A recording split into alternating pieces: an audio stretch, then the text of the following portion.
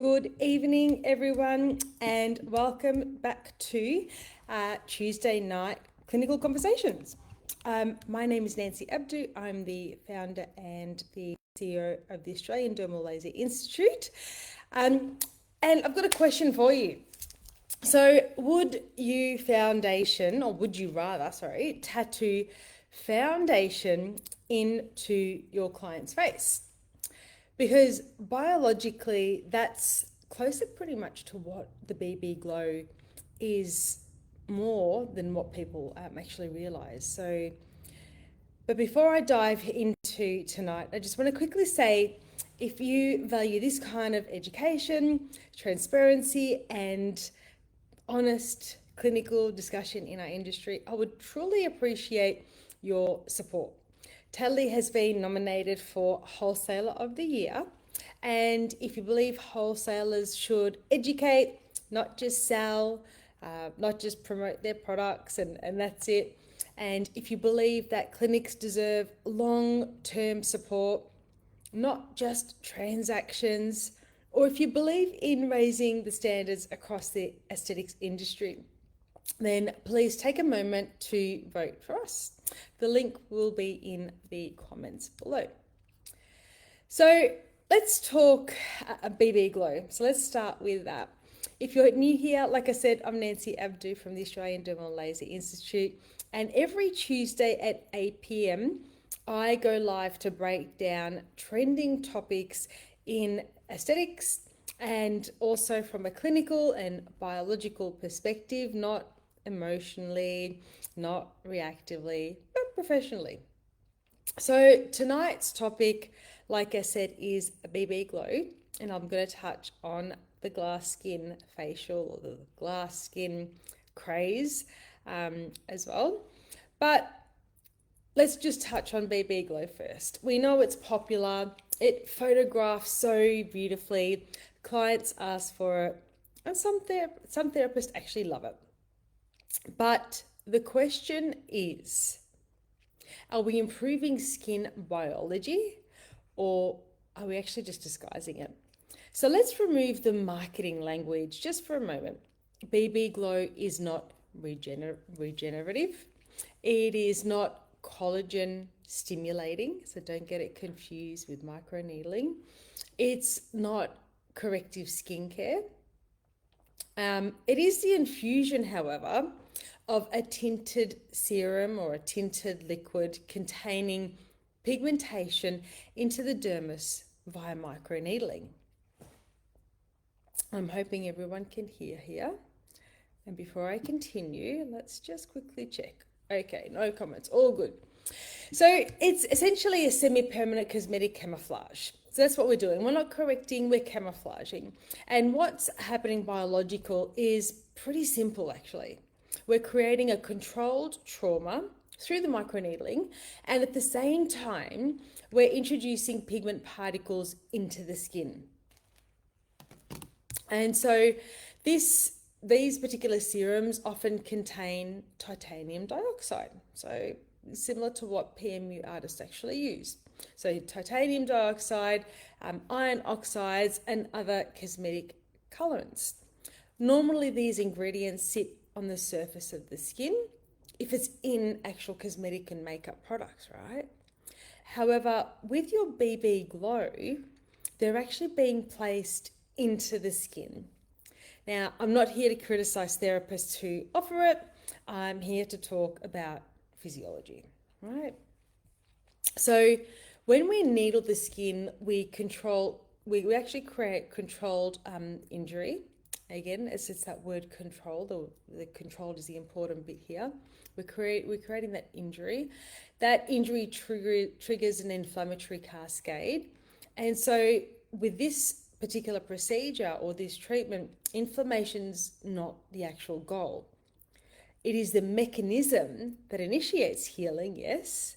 We do stimulate the fibroblasts. We can trigger those cytokines and cell-to-cell communication. We initiate collagen remodeling. That in itself is controlled regeneration. But the BB glow adds something else into the wound. And so It's actually a foreign particle, it's a foreign pigment. And when that pigment is introduced into the tissue, the immune system recognizes it as foreign. And so your macrophages attempt to engulf that actual pigmentation, all those particles. Some pigment actually remain in the dermis, some may degrade, some may shift, some may fade unevenly over time. But we're not simply applying a glow, we're implanting colour.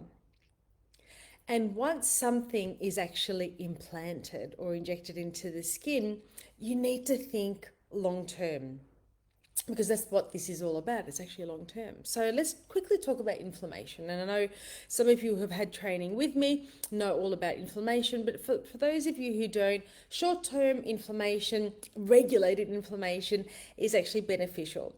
But prolonged, excessive, and that ongoing inflammation can lead to complications. And usually we see those complications in your high Fitzpatrick skin type. So skin type, I would say a high 3, but definitely the 4 and above.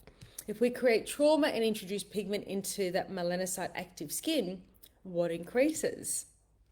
The risk of PIH, post-inflammatory hyperpigmentation. If we repeatedly disrupt the barrier with multiple BB glow number of sessions, what then increases? Barrier dysfunction, sensitivity, low grade inflammation. So that's one topic there. Now the other thing that's happening on the other end here is the actual titanium dioxide itself. So titanium dioxide is what we call photoreactive, right? Whenever you hear the word photo, it simply means light. So titanium dioxide is light reactive, and we know it's commonly used in cosmetics and sunscreens because it reflects light. But when we've got pigment containing titanium dioxide and it's implanted or microneedled into the skin, the therapist, and also to the consumer too, to some extent, of course, this is their skin that they're getting injected, right? The client or the therapist need to ask, what happens if that client then has IPL, or if they have laser, or if they have other energy-based treatments such as RF microneedling or radiofrequency, or some type of resurfacing. Because we know certain wavelengths actually can and may interact with that particular pigmentation. That heat can oxidize certain compounds. Now, oxidization actually then darkens that pigment. And so what then will happen to that client's skin color or that hue? May it turn gray? I don't know. I don't want to find out, but we know that it actually oxidizes. So are the clients actually being informed that this may limit future treatments? Like, I know if I did that to my skin and they said, oh, I can't have, laser or IPL, like I definitely would not be wanting this implanted into my skin. And I think this is what, as clinicians, we need to be thinking about long term, like what implications, complications, will arise from doing these treatments. Therapists actually documenting that particular discussion. And we also don't have long-term, strong long-term clinical data on how evenly BB glow pigment degrades over time. We just don't know that. It's quite a new fad. It's a new treatment, if you want to call it a treatment. I can't even call it a treatment. Is it a new procedure? It's such a new procedure that we don't know. Is the titanium dioxide and is the pigment going to fade uniformly? Does it become patchy over time? Does it shift tone? Does it trigger granulomas and other reactions in some cases? And if it becomes uneven, removal, is it simple? No, it's not simple. So the real question is, if a complication occurs, do you know how to manage it? And I'm not going to guess here, but I would highly suspect the answer is going to be no. If the pigment oxidizes, what is your plan with that client? If a client wants laser resurfacing later, what's your protocol? If an even fading occurs, how do you correct it? If you can't confidently manage the complication, then ethically, you need to reconsider whether you should be performing this treatment to begin with. I should say, I've got to stop calling it a treatment, the procedure. All right, so should we be actually performing this to begin with? And again, I'm not judging anyone, that's not judgment, it's responsibility. And I think that's a responsibility that these therapists who are performing these treatments need to be taking. And if we can't fix this issue down the track, should you be performing it? So let's sort of be a bit more balanced here. We know BB Glow is popular because it delivers instant gratification. People love it. Clients love immediate, visible results. Social media amplifies flawless, filtered skin. And clinics feel pressure to provide quick transformations. I think social media has a really big role in this. And I think, with social media and people wanting that instant gratification, it makes our profession really difficult to manage with these expectations. And BB Glow, provides something immediate, but immediate does not always equal intelligent. So sometimes the most responsible treatment plans are slower. They require preparation, they require education, they require correction at a biological level, which brings me to the other side of this conversation. If you know anyone or if this resonates with you, if you've got any questions, please feel free to, jump on here. Let me have a quick look at... No, okay, no comments there. If you've got any questions, just feel free to pop those in the comments there. So the other side of this question is the BB Glow. We've got that on the other end. On the other end, we've got the glass skin. So let's have a quick chat about the glass skin trend. And I actually think this shift is actually really, really interesting because glass skin isn't about covering or camouflaging. It's actually about clarity. It's about translucency of the skin. It's about dehydration. It's about barrier integrity. It's about organized collagen. And it's also about even tone through regulation, through the repair, but not camouflage. And you can't fake glass skin. Yes, have I seen it, with a whole heap of oil on there and people putting their ring lights so the light reflects off and illuminates the skin. There is that too, but we're just talking, proper, nice, translucent, clean skin. With glass skin or what looks like, translucent skin, you need to build that skin. Glass skin requires reduced inflammation, strong barrier function, regulated melanogenesis, balanced sebum production, and a healthy microbiome. Lots of proper dermal support, high hydration in the stratum corneum so that light actually reflects evenly. It is skin health, not skin disguise. There's a really big difference, all right, between your BB Glow and your glass skin. If someone wants brighter skin, we regulate melanogenesis. If someone wants smoother texture, we stimulate collagen. If someone wants luminosity, then we improve hydration and barrier integrity. And if someone wants refinement, we treat inflammation and sebum imbalance. We don't implant foundation. We don't needle in titanium dioxide. So glass skin, we know, isn't a single procedure. It also starts with the inside gut health, as well as fixing that epidermal, that barrier function as well. And it's actually a long-term protocol. It's I suppose it's accumulation of skin correction over time. And so, as clinicians, our responsibility is to treat biology and not the symptoms. We know trends always are going to exist, trends will always come and go, but skin physiology doesn't actually change, right? So, the question that we need to ask is, are we improving the skin or are we disguising it? So, let me know if this resonates with you.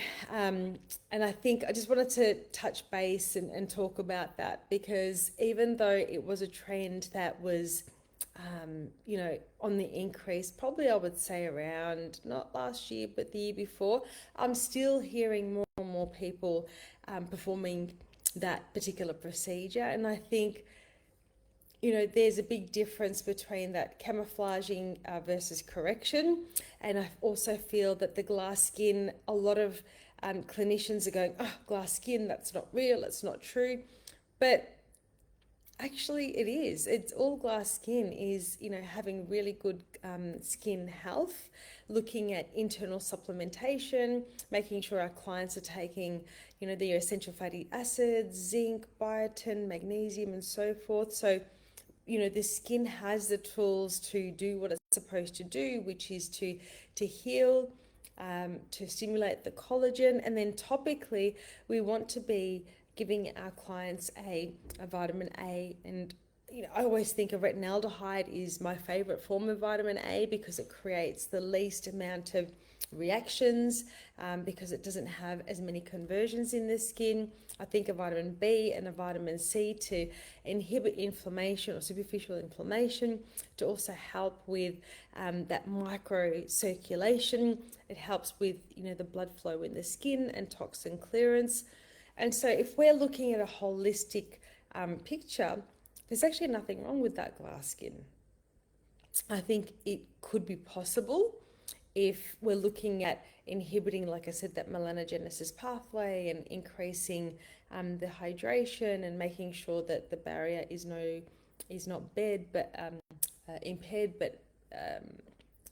but nourished. So I'll keep this one nice and short because I know last week we went well and truly over time.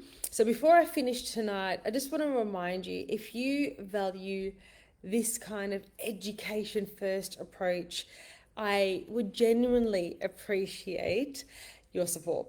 Tadley has been nominated for Wholesaler of the Year for 2026. We lead with education, we prioritize clinical integrity, and we want to support clinics beyond the sale, right? It doesn't just stop at turning that key, or when you buy skincare, or when I come out and educate you, I don't just go, yep, that's it. We believe in long-term outcomes and not quick wins. So if that aligns with you, please vote for us for the 2026 Wholesaler of the Year. The link, I'll put it below in the comments. And next Tuesday at 8 p.m, I have a very special guest joining me, Marie from Your Growth Coach. We're going to be discussing something every clinic owner needs to hear: choosing the right investments for your clinic. From my side, I'll be covering why every opportunity is right for every clinic, or not I, but we will be actually talking about it, how to align your clinical offerings with your client base and long-term vision, and the importance of education, support, and confidence behind what you offer.